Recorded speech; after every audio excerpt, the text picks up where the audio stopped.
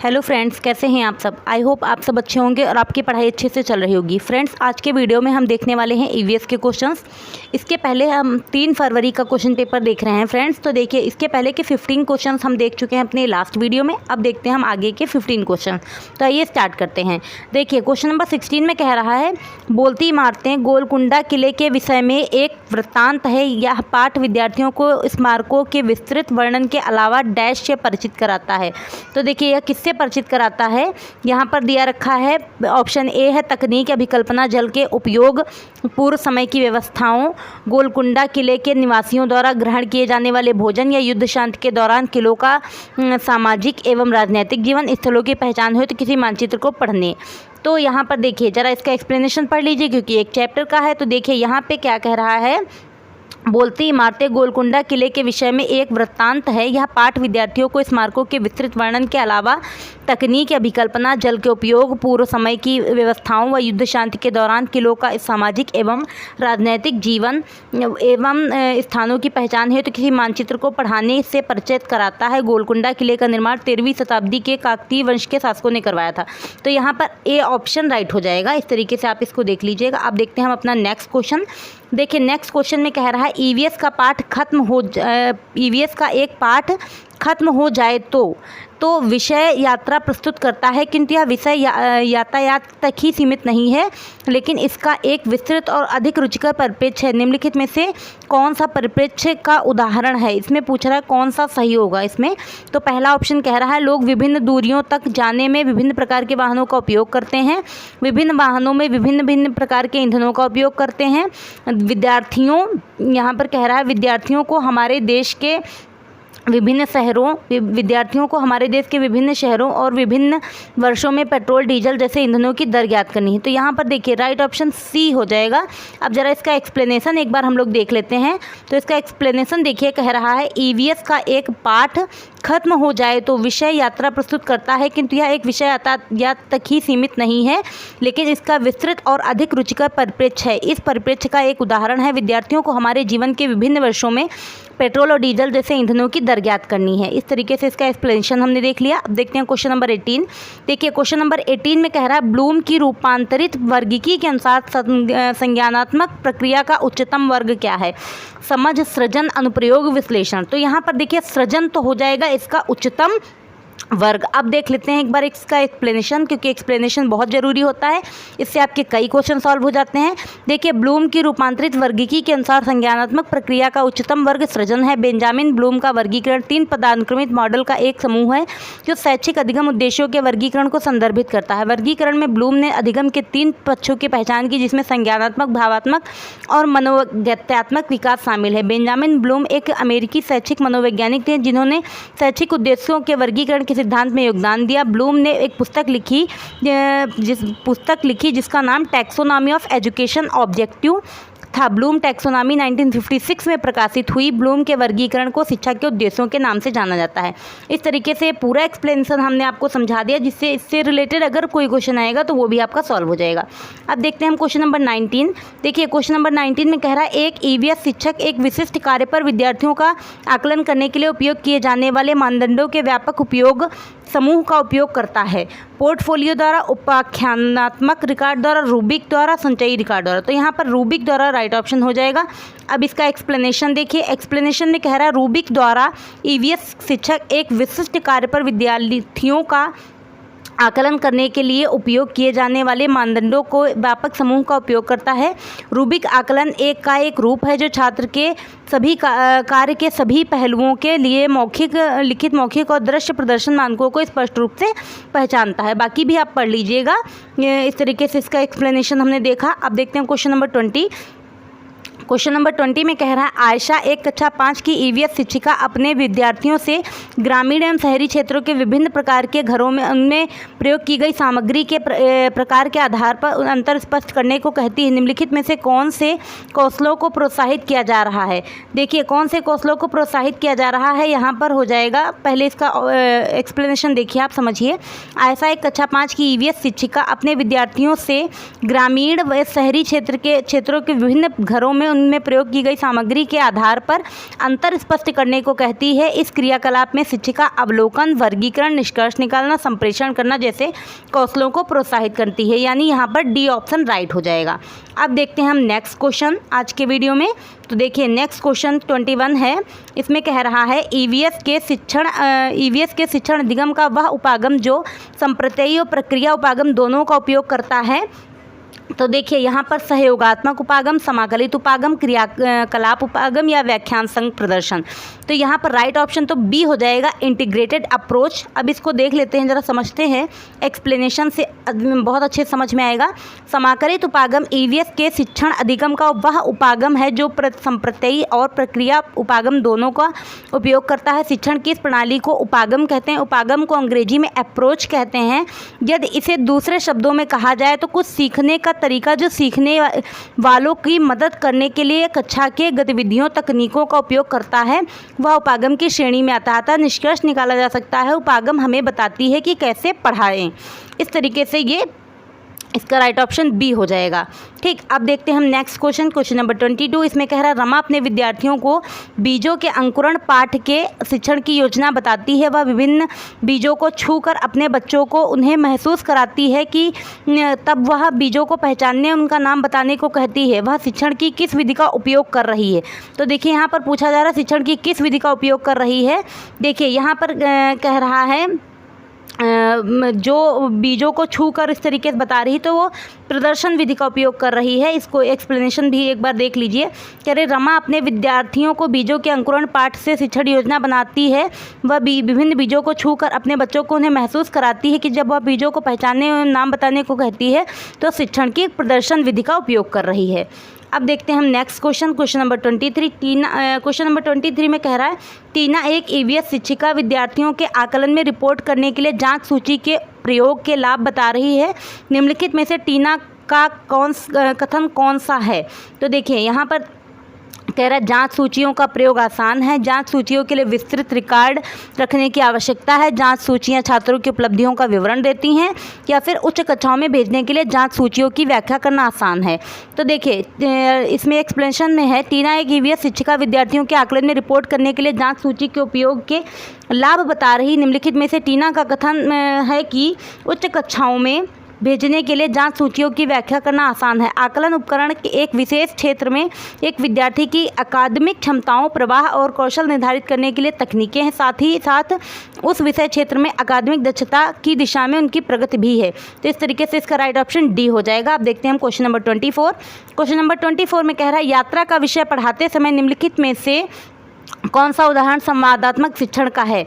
तो यहाँ पर देखिए ऑप्शन ए कह रहा है विद्यार्थियों से यात्रा से संबंधित चित्र एकत्र करने के लिए कहना, विद्यार्थियों से आपस में यात्रा पर प्रदर्शन करने के लिए कहना, यात्रा तथा टिकटों के आधार पर शिक्षिका द्वारा डिजिटल प्रस्तुतिकरण, और डी ऑप्शन कह रहा शिक्षिका तथा विद्यार्थी मिलकर सुनते हैं तथा यात्रा संबंधी अपने अनुभवों के संदर्भ में प्रक्रिया देते हैं। देखिए दोनों एक्टिव फॉर्म में है तो राइट ऑप्शन डी हो जाएगा। इसका एक्सप्लेनेशन भी आप एक बार पढ़ लीजिएगा। देखिए एक्सप्लेनेशन दिया रखा है यहाँ पर। देखिए यात्रा का विषय पढ़ाते समय शिक्षक तथा विद्यार्थी मिलकर सुनते हैं तथा यात्रा संबंधी अनुभवों के संदर्भ में प्रक्रिया देते हैं। यह उदाहरण संवादात्मक शिक्षण का है। परस्पर संवादात्मक शिक्षण निर्देश देने का एक कथन है जिसके द्वारा शिक्षक नियमित रूप से शिक्षक छात्र की बातचीत, छात्र की बातचीत, दृश्य श्रव्य के उपयोग, हाथों के प्रदर्शन के माध्यम से छात्रों को उनके अधिगम की प्रक्रिया में सक्रिय रूप से शामिल करते हैं तथा छात्रों को लगातार सक्रिय प्रतिभागी बनने के लिए प्रोत्साहित किया जाता है। अधिकांश समय संवाद निम्न माध्यम से होता है।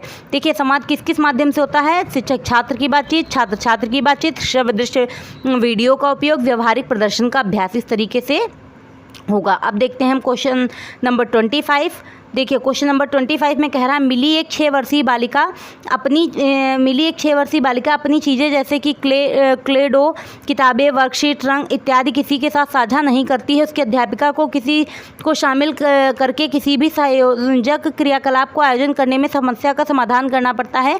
मिली के अध्यापिका के रूप में आप क्या करेंगी। तो देखिए ए ऑप्शन कह रहा है मिली को समझाएं कि वह अपनी वस्तुएं किसी दूसरों के साथ साझा करे। देखिए समझाने से कोई साझा नहीं करेगा।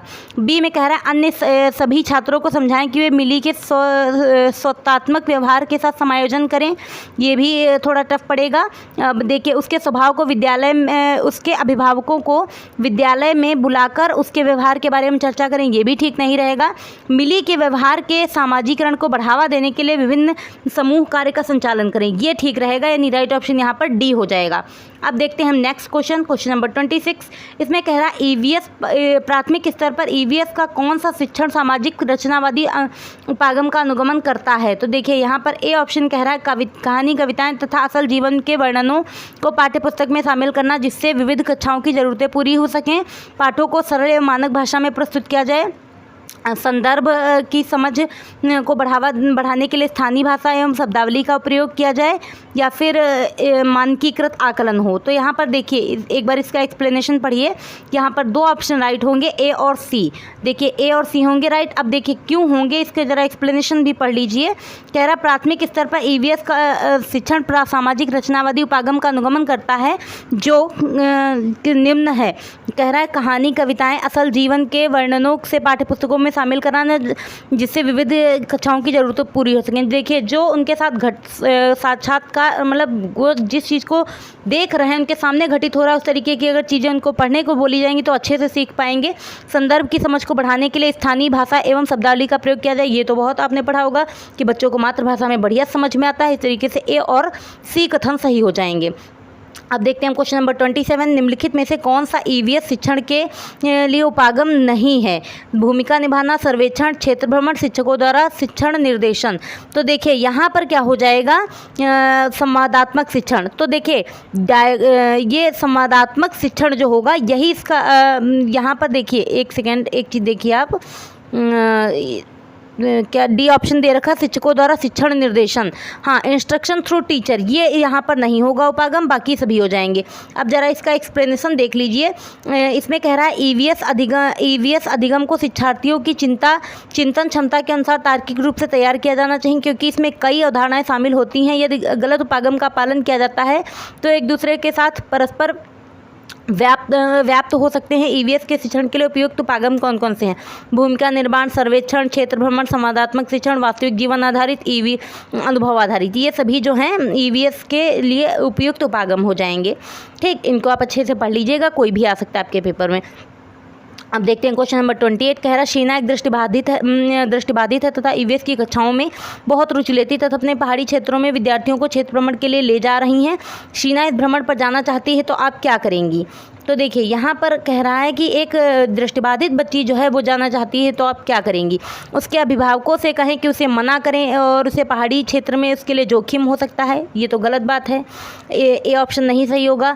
बी में कह रहा है उसके अभिभावकों को सलाह दें कि उसे जाने के लिए अनुमति दें, ये भी ठीक नहीं है। हमें उसके लिए हेल्प करनी है कि क्या किया जा सकता है। उसकी सबसे अच्छी मित्र को जिम्मेदारी सौंपे कि वह यात्रा के दौरान उसकी सुरक्षा का ध्यान रखे।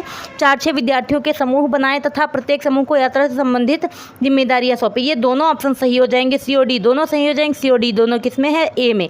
तो इस तरीके से इसका राइट ऑप्शन ए हो जाएगा। अब देखिए जरा, ये चीज़ तो हमने पढ़ ली। अब जरा ब्रेल प्रशिक्षण के बारे में पढ़ लीजिए। ब्रेल 6 उभरी हुई बिंदुओं पर आधारित एक स्पर्शीय लिपि है। ब्रेल, ये देखिए, स्पर्श करने से, अक्षरों को छूने से वो लोग पढ़ सकते हैं। इस तरीके से ब्रेल लिपि होती है।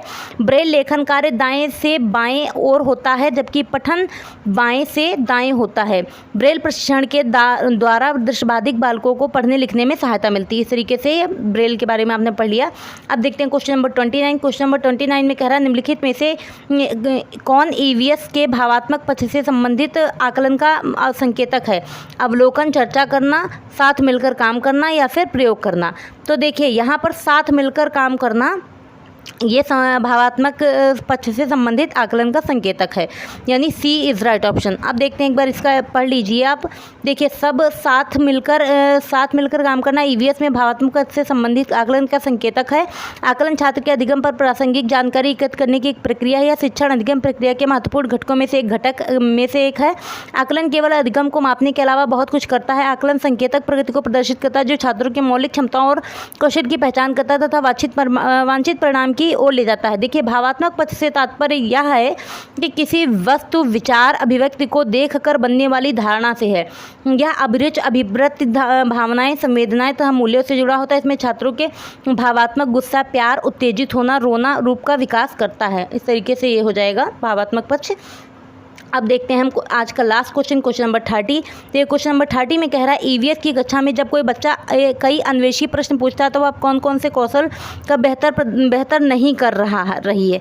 तो देखिए, यहाँ पर क्या हो जाएगा, सुनने कौशल, प्रदर्शन कौशल, विवेचना कौशल, समालोचनात्मक चिंतन। तो यहाँ पर देखिए, प्रदर्शन कौशल का वह बेहतर प्रयोग नहीं कर रहा है। एक बार इसका भी एक्सप्लेनेशन आप देख लीजिए। ईवीएस की कक्षा में जब कोई बच्चा कई अन्वेषी प्रश्न पूछता है तो उसे प्रदर्शन कौशल को बेहतर नहीं कर रहा है, जबकि बालक अपने सुनने कौशल, विवेचना कौशल और समालोचनात्मक चिंतन कौशल को बेहतर कर रहा है। प्रश्न कौशल परिस्थितियों, वस्तुओं, अवधारणाओं, विचारों के बारे में प्रश्नों को तैयार करने के और जवाब देने की क्षमता को संदर्भित करता है। प्रश्न स्वयं से तथा अन्य लोगों से प्राप्त हो सकते हैं। ईवीएस शिक्षण में इस कक्षा की पूछताछ तकनीक का उपयोग सीखने वालों में उत्सुकता जगाने के लिए किया जाता है। ठीक है, तो फ्रेंड्स, इस तरीके से आज के वीडियो में हमने 30 तक के क्वेश्चंस देख लिए। मीन्स 15 क्वेश्चंस आज के वीडियो में हमने देखे हैं ईवीएस के। आप लोग वीडियो को अच्छे से पढ़ लीजिएगा, क्योंकि हम पूरा एक्सप्लेनेशन करके सभी कुछ बता रहे हैं, जिससे कि आपको एक क्वेश्चन के अगर आप एक्सप्लेनेशन पढ़ लेते हैं तो उससे कई सारे क्वेश्चंस को सॉल्व करने में हेल्प मिलती है और अच्छे से आपका नॉलेज भी बना रहता है। ठीक है फ्रेंड्स, तो अगर आपको हमारी वीडियो अच्छी लग रही है, आपके लिए हेल्पफुल है, तो प्लीज़ हमारे चैनल को सब्सक्राइब कर लीजिएगा, लाइक, शेयर एंड कमेंट कीजिएगा। Thank you.